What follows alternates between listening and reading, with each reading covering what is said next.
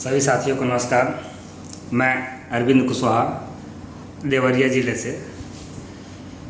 साथियों, आज सबको इंतज़ार है, काफ़ी मेरे पास फ़ोन भी आए। शायद मैं कई साथियों का फ़ोन नहीं उठा पाया, इसके लिए क्षमा चाहता हूँ। व्यस्त था थोड़ा कि आज 28 तारीख को निदेशक महोदय के साथ बैठक था, उसमें क्या हुआ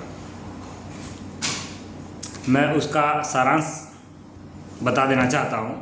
कि सबसे पहले जैसे हम लोग काफ़ी इंतज़ार किए, सर थोड़ा देर से आए।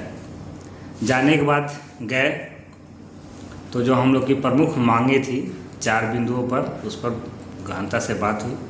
सबसे पहले जो हमारी मांग थी कि हमारा मानदेय वृद्धि, पहले वो सारी मांगों को सुने सर। कि पहली मांग मानदेय वृद्धि, दूसरी जो हमारी मांग थी वो ये थी कि डीबीटी के माध्यम से हमारे खाते में पैसे प्रेषित किए जाएं। तीसरी मांग थी हमारी बहनों के बारे में कि जिनकी शादी हो जाए तो उनको वहाँ से ट्रांसफ़र का व्यवस्था दिया जाए। और चौथी मांग थी कि हमारा जो भी आगे पंचायती राज की भर्तियाँ है उसमें हमको एडवांटेज दिया जाए, कुछ भरांक दिया जाए, जिससे हमारी नौकरी उसमें सुनिश्चित की जा सके अनुभव के आधार पर हमारे। सबसे पहले मानदेय की बात जब शुरू हुई तो सर ने कहा कि कुछ मानदेय के संबंध में हम लोग आपसे डिस्कस कर लिए हैं और वो चीज़ें अभी प्रोसेस में है, और इस पर अगर आपको ज़्यादा बात करना हो तो मैं इस पर कुछ नहीं बता पाऊँगा। प्रमुख सचिव महोदय से आप लोग मिल लीजिए, क्योंकि मानदेय की प्रक्रिया जो बढ़ने की आप लोग का प्रोग्रेस में है, वो चीज़ें यहाँ से हम लोग दिए हैं। अब ये भी नहीं बताया कि हमने कितना किया है कितना नहीं किया है। हमने ये पूछा कि सर ये वायरल जो 9,000 रुपये का है मानदेय बढ़ने वाला, उस पर आपका क्या विचार है? तो कह रहे हैं हमें तो ये पता भी नहीं है। अब जैसे भी हो, लेकिन उन्होंने कहा कि हमें ये चीज़ें पता नहीं, और ये कहें कि हाँ बैठक हो चुकी है और इस पर हमने भी अपनी सहमति दे दिया है कि मानदेय बढ़ना चाहिए। कितना बढ़ना चाहिए, कितना होगा, ये हम नहीं बता पाएंगे। तो हम कहें सर श्रीमान जी अगर बढ़ना भी है तो हमें एक सम्मानजनक मानदेय दिया जाए। कम से कम 18,000 रुपये से 25,000 के बीच हमारा मानदेय अगर हो तो हम अच्छे से जीवन यापन कर सकते हैं। उसमें उन्होंने कहा कि ये चीज़ें मैं नहीं क्लियर कर पाऊँगा, इसके लिए आपको प्रमुख सचिव महोदय से जाके वार्ता करनी पड़ेगी। मुख्य मांग हमारा यही था, जिसमें हमें यही दिशा निर्देश मिला कि इसमें हम कुछ नहीं कर पाएंगे। दूसरी जो मांगे थी डीबीटी वाली, तो उसमें भी उन्होंने साफ साफ मना कर दिया कि डीबीटी से संभव अभी नहीं है। आपका जो वेतन दिया जाता है, आप ग्राम सभा से, चूँकि आपकी नियुक्ति हुई है ग्राम सभा से दिया जाता है, तो मैं किसी वित्त से या किसी अलग चीज़ों से अभी मैं दे नहीं पाऊँगा। उसको उन्होंने साफ खारिज कर दिया। तीसरी जो मांगी थी बहनों की ट्रांसफ़र वाली, उस पर भी उनकी सहमति नहीं बन पाई। हमने ये कहा कि अगर जहाँ बहन की शादी हो रही है वहाँ अगर सीट खाली हो ऐसे में, तो उसमें भी उन्होंने कहा कि ट्रांसफ़र नहीं। अब वहाँ अगर खाली है, वैकेंट सीट है, तो वो फॉर्म निकलेगा, वो फॉर्म भरेंगी और तरीके से अगर वहाँ की जब निवासी बन जाएंगी तो आ जाए, बस वही तरीका है। बाकी कोई ट्रांसफ़र की व्यवस्था नहीं कर पाएंगे। चौथी मांग जो थी कि हमको भारांक देके जो पंचायती राज की भर्तियां हैं, चूँकि हमारे पास अच्छा खासा अनुभव है, उसमें हमें वेटेज दिया जाए।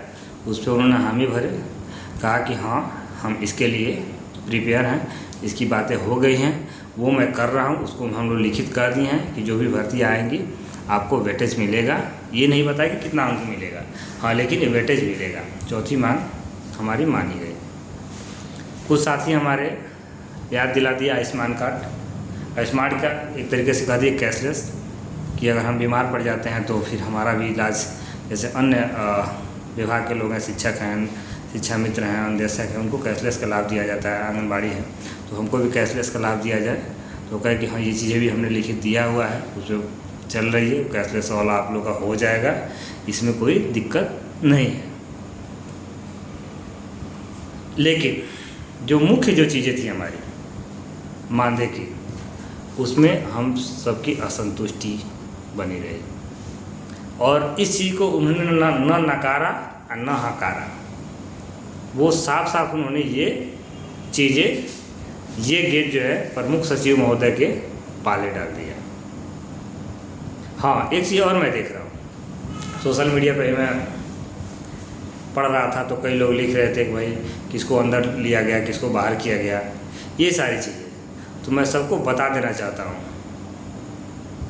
कि बहुत सारे संगठन यहाँ काम कर रहे हैं। सबसे ऊपर कोई है तो हमारा पंचायत सहायक भाई बहन है, संगठन नहीं है। आप लोग पंचायत सहायकों के लिए मरिए, ना कि संगठन के लिए। अपनी डफली अपने बजाने वाला काम जो है सब लोग अपने अपने संगठन वाला हिसाब किताब में। आप पंचायत सहायक के बारे में सोचना शुरू कर दिए, संगठन आपका ऑटोमेटिक मजबूत हो जाएगा। आप अपने संगठन के बारे में मत सोचिए, पंचायत सहायक ही आपका संगठन है, आप ये मत सोचिए।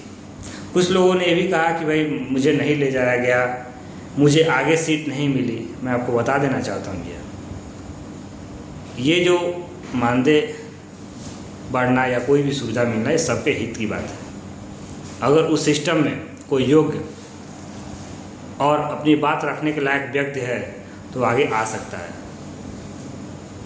और भले आप संगठन में हैं, अगर आप चीज़ों को नहीं रख पाएंगे, आपके आगे आने का कोई औचित्य नहीं है।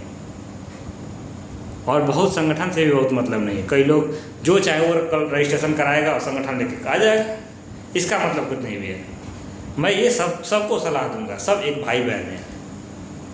और पंचायत सहायक को आगे बढ़ाने के लिए सोचिए, संगठन को आगे बढ़ाने के लिए आप लोग मत सोचिए। तो आपसी द्वेष जो भी है उसको भुलाइए।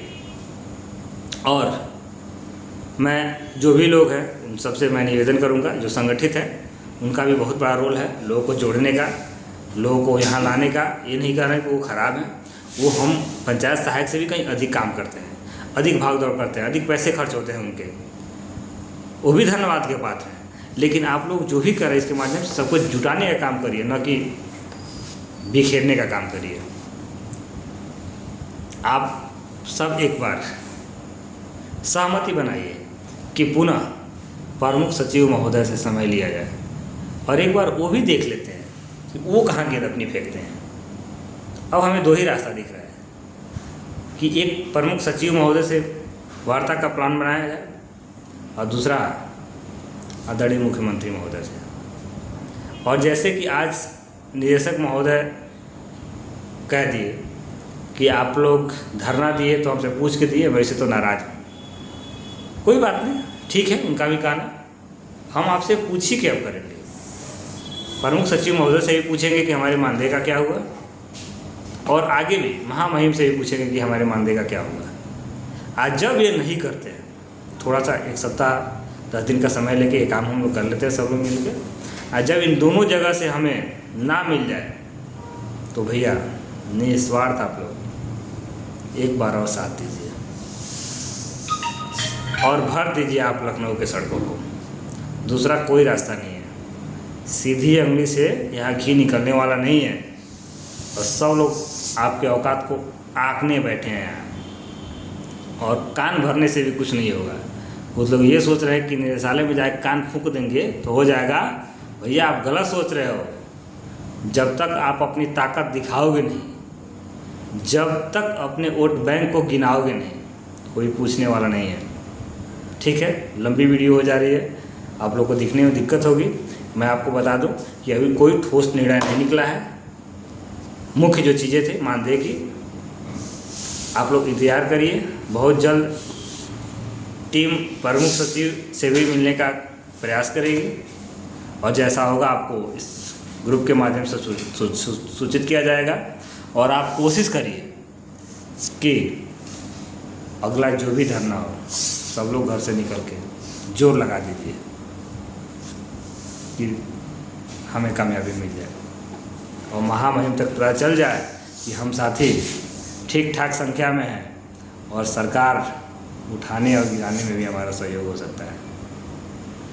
बस दिल में यही ठान के अगली प्लानिंग के तैयार करिए कैसे क्या होता है। और बस ये जानिए कि बिना लड़े कुछ होने वाला नहीं है, लड़ना पड़ेगा तभी कुछ मिलेगा। बाकी झुनझुना तो हर जगह से मिलता है। ठीक है, सभी साथियों को नमस्कार।